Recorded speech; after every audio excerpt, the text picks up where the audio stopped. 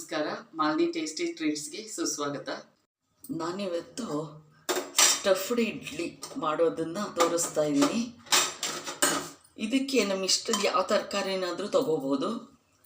ನಾನಿಲ್ಲಿ ಒಂದು ಚಿಕ್ಕ ಆಲೂಗೆಡ್ಡೆ, ಒಂದು ಕ್ಯಾರೆಟು, ಒಂದು ಸೀಮೆ ಬದನೆ, ಒಂದು ನವಿಲು ಕೋಸನ್ನು ತೊಗೊಂಡಿದ್ದೀನಿ, ಒಂದು ಜಾಮ್ ಟೊಮೆಟೊ ತೊಗೊಂಡಿದ್ದೀನಿ.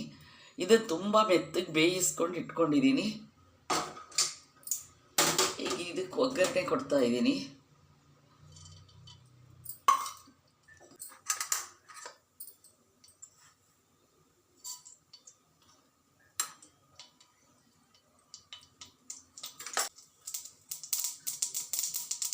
ಸಾಸಿವೆ ಸಿಡಿತಿದೆ, ಕರಿಬೇವಿನ ಸೊಪ್ಪು ಹಾಕ್ತಾ ಇದ್ದೀನಿ.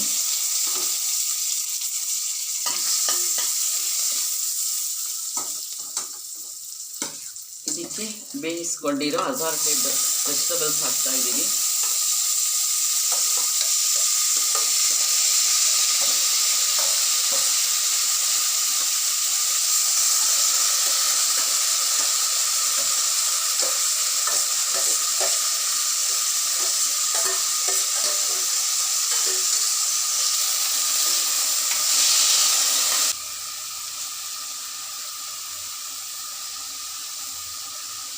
ಇದಕ್ಕೆ ರುಚಿಗೆ ತಕ್ಕಷ್ಟು ಉಪ್ಪು ಹಾಕ್ತಾ ಇದ್ದೀನಿ.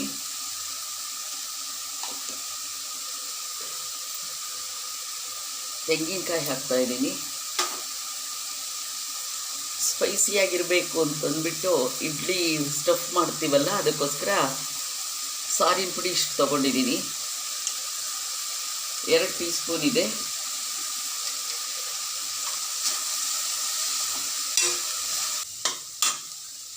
ಇದಾಗಿದೆ. ಆಮೇಲೆ ಕೊತ್ತಂಬರಿ ಸೊಪ್ಪು ಹಾಕ್ತಾ ಇದ್ದೀನಿ.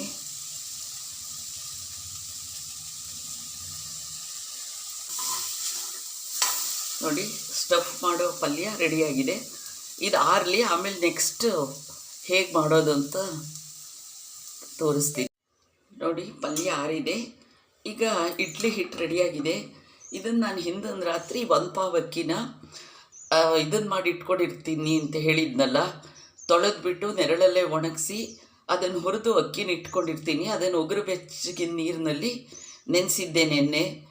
1 ಪಾವ್ ಅಕ್ಕಿಗೆ ಅರ್ಧ ಪಾವ್ ಉದ್ದಿನಬೇಳೆ ನೆನೆಸ್ಬಿಟ್ಟು ರಾತ್ರಿ ರುಬ್ಬಿಟ್ಟಿದ್ದೀನಿ. ಈಗ ಇದನ್ನು ಹೇಗೆ ಮಾಡೋದು ಅಂತ ನೋಡೋಣ.